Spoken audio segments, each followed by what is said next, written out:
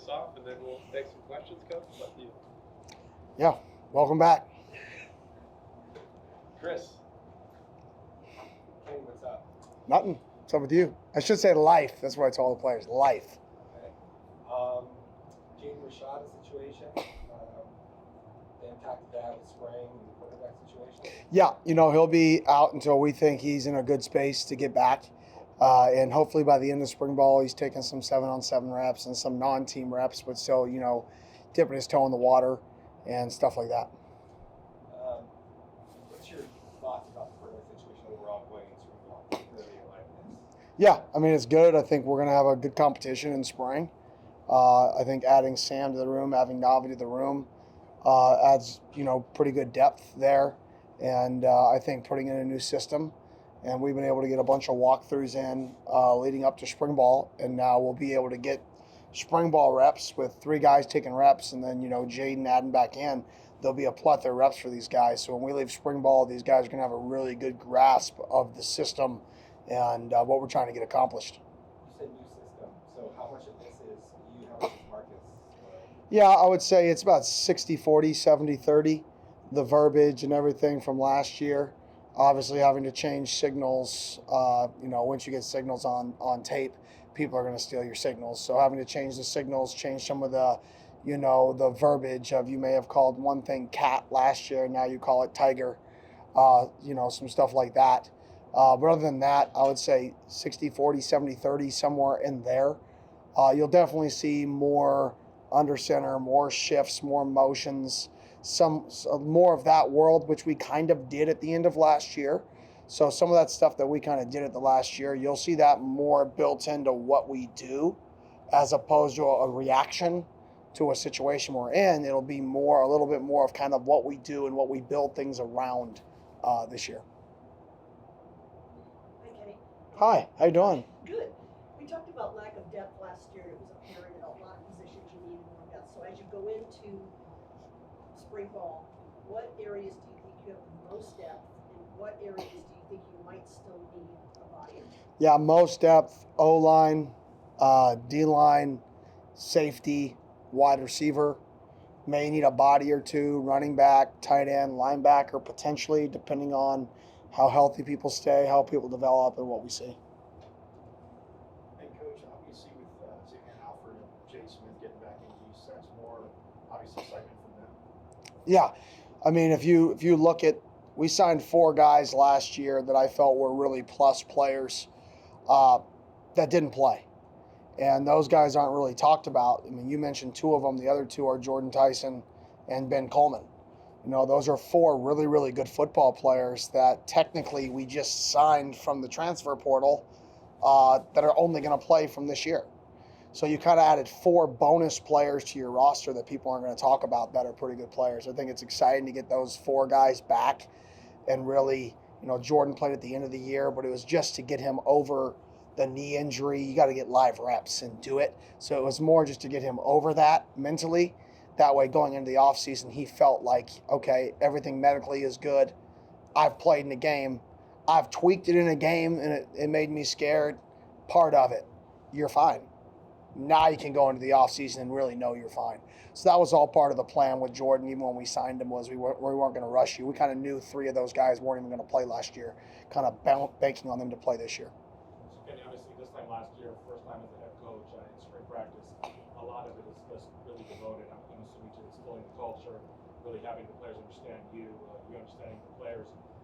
Even though there's a good core coming back, again, with a pretty big transfer class, do you feel there's a really a lot of similarity as far as your approach to this spring practice compared to last one? I think we're further along from what the minimum standard is.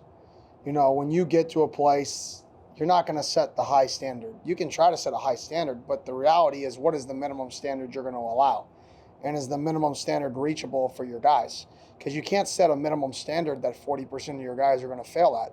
You want to have a football team, right? So you have to be able to manage what minimum standard can our guys reach. I would say this year the minimum standard that we can reach is much higher than the minimum standard that we could reach last year. So that's the bar we set. And everybody knows we want to go out there and compete every day. That's just the who we are. That's who I am. That's who this team's always going to be. Is we're going to compete and be fiery. And if we don't bring energy, we're going to start something over. Like there's only one way you do things, and that's all in. That'll be from now till forever. Coach, I know you haven't had a lot of time with the new players that have come onto campus, but maybe who are some of the guys that stuck out to you, like energy-wise, just coming in and ready, excited to be a part of this team? Yeah, I think there's a few. I mean, I think it'd be hard for me to name one or two. I know Jacob is one that he brings a lot of juice. Cole Martin's another guy who brings a lot of juice, but Sam Levitt is a guy who brings a lot of juice. I mean, there's a few we recruited. I mean, Watley is a guy who brings a lot of juice. I mean, that was part of what I believe. I firmly believe you're either a multiplier or a divider. You either are around somebody and you multiply what they can accomplish and you make them better, or you make them worse. I don't believe there's people that just make somebody around them the same. I think the energy you give off, the work ethic that you produce is either going to make the person around you multiply or divide, and we recruited the people who multiply, not people who divide. And that was strategic, and I think you can kind of see that in our workouts, is you're seeing people feed off one another. And then from a defensive standpoint, I know you mentioned some guys you got might need to add up linebacker, but what's the overall experience coming back? Second year under Coach Ward, what are you expecting from him? Yeah, I think we're going to be able to do more. In year one, when you're banged up like we were, you can't do a lot, and that's not a good situation. When teams can run the ball, but you don't have enough depth to be able, or enough, system knowledge to be able to change up looks like you want to. That's a horrible combination. So I think this year you're going to be able to see us do more creative things on base downs. Third downs has always been the baby, where we run a pro-style defense here, middle closed, to the core, 4 down, get after the quarterback. That's a pro-style defense to its core. Well, we have to be able to now disguise those looks on base downs better, just like we do on third downs at a pretty good level. We have to be able to do that on base downs to protect our calls. And that's where year 2, year 3, year 4 in a system only gets better at those little things that most people won't see. I'm a stacked 30 linebacker versus a 10 linebacker with a 3 technique in front of me. The minor changes of disguises that don't look right to a quarterback that actually give up what you're about to be in. Why are you a 3 with a 30 stacked? Nobody plays defense like that. Somebody's about to move. Like, that disguise doesn't make sense, but those are the disguises in year 1.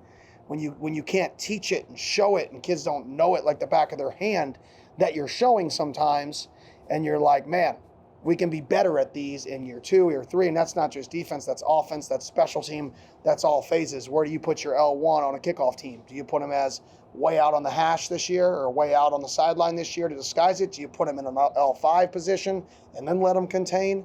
All the disguises and things that change up looks can now take that step, because the core of our roster knows the fundamentals of what we're doing.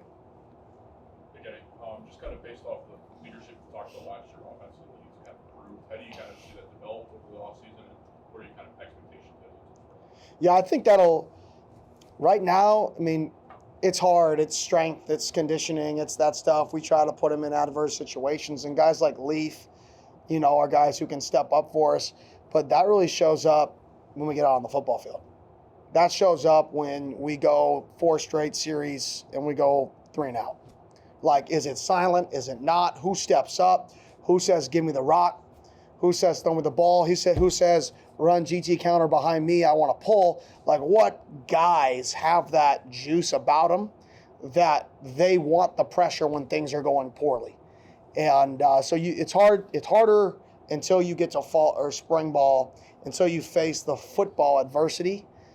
Because right now some kids are really good at training that they aren't as good at football. And some kids are really good at football that aren't as good at training.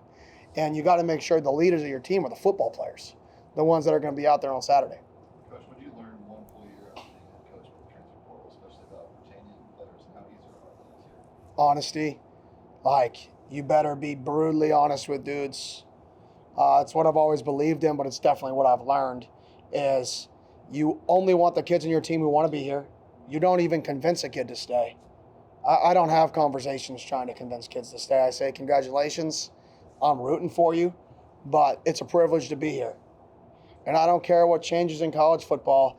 These are still guys that are in college football living out their dream, right? It is a privilege. They are living literally what they dreamt about when they were 8 years old, 7 years old. That is still a privilege, and you better respect that. And I want people in this program who love this, want to be here with a passion every single day. Coach, Coach Mons made the jump from high school last year, had his first full season as a good position coach. How did you see him grow this past year in college ranks? Yeah, I mean, I really think the detail, you saw him become a more detailed coach throughout the year. In my opinion, when you're a head high school coach, you're managing a program of 160 kids, potentially 130 kids, from your varsity team to your freshman team, right? Now you come here and you have 5. So it's a completely different level. The levels of importance are completely different, right? The most important thing to you now is, what is the first step of my tight end on zone? Which, when you're a head high school coach, that's probably like 37 on your list, is what's the tight end's first step on zone. So I think you saw him transition his focus to very narrow-minded. And then you saw him learn a little bit of the recruiting landscape and kind of navigate that from the other side. And when you're a head high school coach, you see one side, and it's great. And you learn it, and you get on this side, and you start to learn the other side of it. And I think, over the last 6 months, 7 months, he kind of put together both sides of it. And I think he's become a better recruiter from that standpoint as well. Super fired up we have him here. And he's a Sun Devil. What area maybe feels the most different for you compared to this time a year ago? I would just say team culture. Like last year, we get every day we get basically a list of who was late to tutor, who missed a class, who was late to weigh-ins, who was late to meal, if somebody was late to a meeting or a practice, if you were late to weightlifting. Last year, it was like, whew, nobody's on the list. This year, it's, why the heck is that person on the list? So like that, I would say, is the biggest change, is something as simple of the minimum standard. That list is a minimum standard list. Nobody should ever be on the list. But last year, it wasn't. Last year, having nobody on the list was like success. This year, having one person on the list is failure. That's where I say the minimum standard is just so much higher for how our guys are operating day to day. We get a photo of the locker room every single night. The locker room, the players' lounge, and if there's one thing out, right, there's repercussions for it. You don't have things out. It's just the minimum standard is raised, and the goal is you slowly raise the minimum standard, because the minimum standard is the valley of what your program's going to be in a down year. So the whole goal is to get your minimum standard so high that when you have a down year, wow, people still think you're pretty good, because you can't possibly dip below it. And that's what we're really trying to raise, in my opinion. As everybody talks about success, I want to create what is the minimum standard of the program, and how high can we push that. And that's going to measure how good we can be, is our worst people. Are you expecting the other players not to be available for spring practice? X won't be available, just with the foot surgery from last year. Bram won't be available. Other than that, everybody else, there may be a few other guys, depending on like some muscular things in and out. But those are the only guys from last year carryover. Emmett will be back, full go. Everybody else should be pretty much full go. But with Jake, as long as it goes smooth, you kind of have him by in the spring ball and participate a little bit. Yeah. If things go smooth, we would hope, we can get him to do some 7-ons or some indie work. The thing that's nice is we do some walkthrough periods, versus a defense and versus looks, that he gets to stand back there and take those mental reps over and over again. We changed our team room into pretty much a video wall. So instead of it being a screen, it's a life-size wall, a 30-yard essentially wall, and we film with a 180 camera now right behind the quarterback. That way the quarterback can step up there and almost see life-size reps. So we can flip it over and film it from the linebacker spot, and he can read guard to back keys from that same life-size person view. So we've done some stuff that I've had in the past that I felt were really productive to teaching tools. At the end of the day, we're teachers. And, this is, if you look at us on campus, we teach in 360 on campus. We teach biology classes in 360. Literally 100% immersive environment we're teaching right now. I'm trying to bring a little bit of that. I don't really like the goggles because they're hard to teach. In my opinion, they're difficult to teach a room off of. One person has them on, the others don't. One person's moving, the others see his head move. But getting a screen that's almost life-size allows everybody to look at it and almost feel like they're in it. Not completely 360, but you can almost feel like you're in it. A lot of schools around the country already have that technology. Some schools do it. It's really not advanced technology. Everybody has different ways of how they learn. The 360 stuff in the VR is great. It's really, really good for one-on-one learning. If you're coming up there by yourself. But when you're in a teach setting, I like having life-size pictures that multiple people can see. Nothing right, wrong, one side or another. I know there's some science behind VR and things entering your spatial awareness, and that's way more productive. So I'm not a scientist. It's just more from a teaching perspective. This allows us to teach in a meeting room setting, just like we always would, but we get a life-size picture in which we can almost do a walkthrough, take a drop, and throw a ball against a wall that's 30 yards long from sideline to sideline, so it's very close to a field. You have to move your head to see a corner. I'm a linebacker and it's flipped. I can take 2 steps when I see guard pull, right? So I can see life-size pictures move. So it's almost like a walk-through room. And yeah, there's some teams around the country with it. Something that I've kind of wanted. Last year was just, we had enough stuff going on. That was similar to what Coach Munn said. That wasn't like number 3 on my list of things we needed to get accomplished. Kenny, obviously you finished your first year. As you self-evaluate, you go back over last year. What did you go back and evaluate as things you wanted to do better and or different? Yeah, I want to have more unified language, which means offense, defense, special teams. At the end of the day, body movements are body movements. I'm running, I'm decelerating, right? I'm breaking down, I'm tackling. Well, if I'm tackling or I'm stock blocking, I'm still getting into what we call now a power position, which is like you're squatting. If I'm running, I'm getting in a speed position. I'm running. I'm in a wide receiver stance. I'm in a speed position. I'm square as a DB. I'm in a power position. And all football is transitioning from speed positions, running, to power positions. And then do that with great angles. So one thing that we did that I tried to implement last year and absolutely failed was a unified language from a just pure fundamental standpoint, offense, defense, to special teams. That language didn't get spoke how I wanted it to get spoke. This year, it's going to. I've harped a lot more this year. We've had a lot more time as a staff, not doing as much scheme, but really focusing on the fundamentals. So we're going to have some common language and some common themes that offense, defense, and special teams will all be able to coach us off of, which will make our special teams better, which will make our teaching simpler, and it'll allow a linebacker coach to teach a wideout something on punt return without there being a disconnect in teaching, which creates efficiency. So I would say that'd be my number one thing I failed at last year and I want to do better at is that unified language. You did a lot of things last season already offensively as you adjusted your personnel. What did you learn from that will help you building into this year and also working with Marcus to figure out what you guys should do? Yeah, I think you learn. I learned you can't be scared to change if it's what you have to do. And you can't fit a square peg into a round hole. So you got to figure out what pieces you have. And it doesn't matter what offense you ran in the past. What are you going to do, in the future? It's funny you actually bring that up. I was recruiting an O-lineman who told me that another school told him that, oh, you're just going to go there and run the swinging gate. I'm like, oh my gosh. Is that what we're resorting to now? You really think I came to Arizona State to run the swinging gate? Like, come on, look at my history of offense, right? I've been a top 5 offense 3 times. And we're talking about that. It was just funny you brought that up because I was like, really?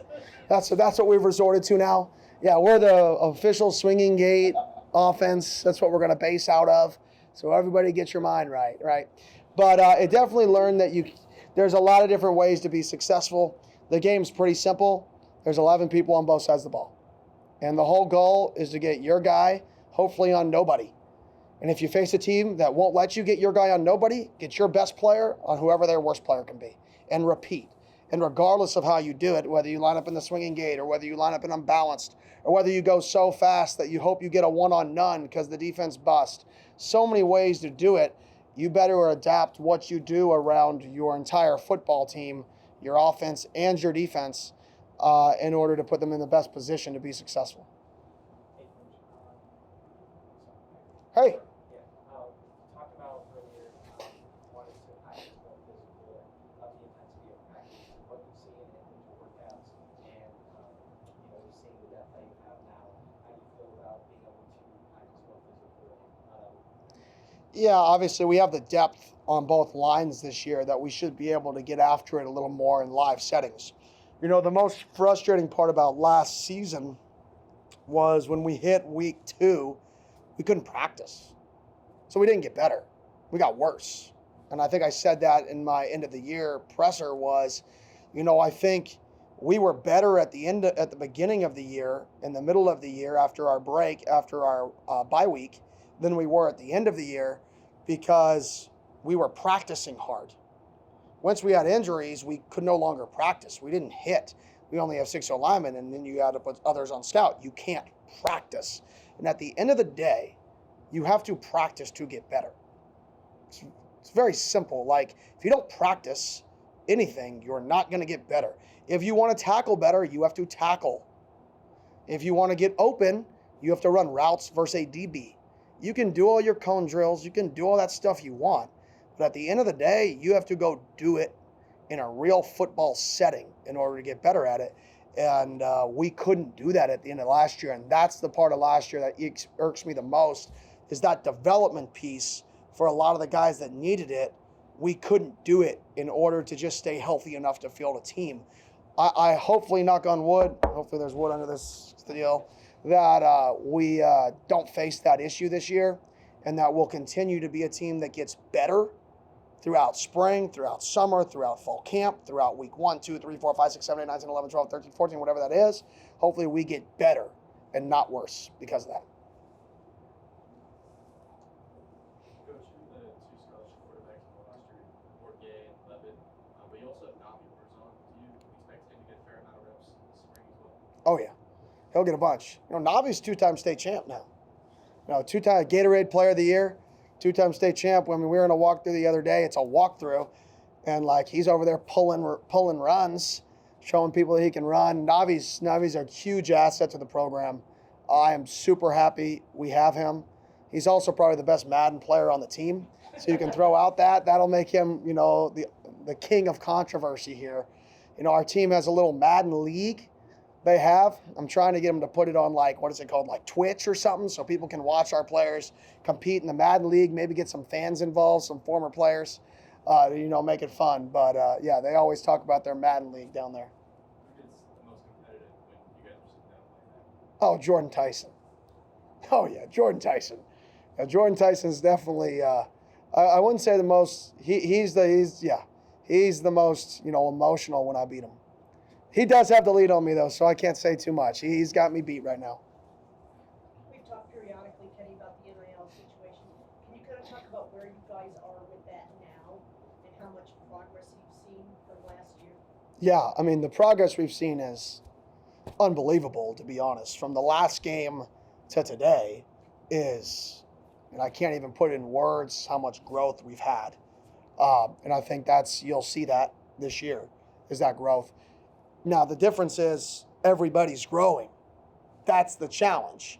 And so right when you catch up, you're still behind because you caught up. So we have to move at a faster pace than everybody else because we started right behind the race. So yes, are we catching up and are we probably trending faster than most people? Yes. But as we're going and hitting numbers and hitting goals, other people are still inching further and further ahead of us because, to be honest, we started way further behind. But we are definitely in the right direction. I think people are starting to understand the importance of it and understand that it is college football and it's needed. And college football now more than it's ever been is a group effort to win. You can't just complain. anymore. You used to just be able to complain and say it's this guy's fault. Fire that guy, fire this guy, and this guy, and you're like you sit on your couch, you tell everybody what to do. Now, you can't. You can either help find the solution or you're part of the problem. Very simple. If you're complaining on Twitter, part of the problem. Beautiful. Don't really care, right? If you're finding a way to help, part of the solution. If you post something negative on Twitter, we may not get a kid because of you. You post something positive about a kid, we may get them. So are you part of the problem or part of the solution? And everybody's a picture and a piece of it now. More than ever in college football, kids are affected by the random dude on social media. They're affected by these little things that go off. So the fan base, the community, the what we push out is important as a whole. And that's from the fan who comes to one game to the fan who watches TV. What we push out of where the program is going, everybody has an effect. And that's why there's those fake accounts that have like 2 followers that post all the negative stuff. Everybody knows those people are fake, right? It's the real people, right, that we got to get everybody pointing in the same direction. So when people look on social media about us, when they look at NIL about us, everything is trending forward. Everything is trending up. And if we can get to that point, you're going to see local kids start to be like, man, why not? Why not ASU? And that's the first step of the process. Kind of to that point, why was it important for you to be so active on social media during the transfer portal time, congratulating guys that were moving on to new opportunities? Because not a lot of coaches, I feel like, were congratulating guys that were transferring out, I guess. Yeah, I want them to succeed. Like, I am not a vindictive person. Like, I don't, some people, they leave a job, they want their old job to suck so people can say how great they were, right? That's like, that's just how it is, right? Some of y'all, that may be somebody in this room, like, oh man, I hope that person's article sucks, right? Because then I look better, right? I'm not like that at all. Like, I'm focused on us. So if somebody leaves, I hope they go and kill it and have a ton of success. But I also hope we kill it and have a ton of success. Like, I don't need to see one person fail or one person down to be successful. Those are completely different things. So to me, it's go succeed. Go do it. If you think that's best for you, do it. Kill it. I'm rooting for you. But I'm still going to do the exact same thing I planned on doing here. You're just not going to be a part of it. And may you miss out on it. I mean, is it something you could miss out on? Yeah. But you made a decision. I'm rooting for you. Go enjoy it, go succeed, and I'm still going to worry about us. I'm not going to get drawn up into the drama of other things, other people, other places. None of that stuff matters to me. Kenny, you previously talked about your adjustment in recruiting strategy as you guys make the move to the Big 12. Are there any other things you're focusing on ahead of this first season in the new conference? I would say just tendencies, personnel groupings, defensive systems. There wasn't one team in the Pac-12 that ran, the 3-3-5, I call it the monster defense with the split backers and the one monster at 10 yards. There wasn't one team. It's not really the Rocky. Everybody says, it's the Rocky Long system, and he was one of the best coaches, in my opinion, in college football over the last 15 years, but that's another point. It is a completely different system that kind of Iowa State brought into the Big 12, and it kind of spread. And now there's 4 teams in that league that run it. So we face that system 2, maybe 3 times, depending on what one of the teams do with the new coordinator. That's something we have to prepare for. We're going to face more in this league odd 5 techniques than we will traditional Pittsburgh Steeler odd 4 eyes with a jack backer that turns into an underfront, which was the traditional odd. Odd front, shift the line, 3x1, under. Beautiful. We won't face a lot of that in this league. So we're putting in installs, and what do you always do for the last 20 years, 15 years? It was 4 down, over, under, odd, jack backer pressed. Why? Not anymore. Now the third thing we got to go versus what? Odd, 5, split backers, 1 monster, break it versus 3x1. Our kids have to see that because we're going to face it more than the other. Defensively, it's 12 personnel open sets. This league will be filled with 12 personnel open sets. We've got to find a way, how do we want to play 12 personnel? How do we want to play those sets when they open them up with 2 tight ends, but they get into 10 personnel people? How are we going to play those sets? What's our plan? We need to practice that more leading up to it. So I'd say not just the recruiting, but a little bit of how you structure practice and plan practice. That has to be our base now because we're going to see it more. Coach, obviously you have Lee coming back at center, but a lot of opportunity at other positions along the line. Can you like break down kind of the pre-spring battles along kind of the other positions? I mean, to be honest, hard without pads on with the O line. You know, I think we've added a lot of depth there, but I think it's hard for me to like pigeon toe or put people in certain spots. I think like I said, I think we have a lot of depth. Who can take that information, process it, apply it, and then knock people down, right? Is, you know, what I'm looking forward to see. So 2 more weeks, I think I'll be able to answer that question a little bit better. 3 more weeks. On a related note, Sean mentioned that you approached him kind of, you know, after the season and identified him as a potential guy to step up in a leadership role. What have you seen from him? I know he's like captaining one of the off-season competition teams and his growth in that area. Awesome. I mean, Sean's a natural leader. People are attracted to him. Like, people look at him, and he naturally draws people to him, and he's not scared to speak up. So I think anytime that you have that natural ability that people are drawn to you and you're not scared to speak up and you're 18, 19 years old, you know, our program is we put now, after year 1, we'll put 10 people in a leadership council. 2, 3 to 4 of those guys will be underclassmen, so they can sit in their meetings and they can kind of learn how to lead from the older classmen. That way they're in it. That way we are building leaders and building people to become the future leaders of the team 2, 3 years down the road. So we're never at a point, hopefully, that we're like, man, who are the guys? We're trying to train those guys and put them in positions to lead and make decisions. And he's one of those guys that I selected to add to the leadership council to get to 10. Our team will vote after spring ball who the leadership council is. After the season ends, I'll get us back to 10 with who I think should deserve to be on it. But after spring, our team will vote for a brand new council. Good. Anything else? Thank you.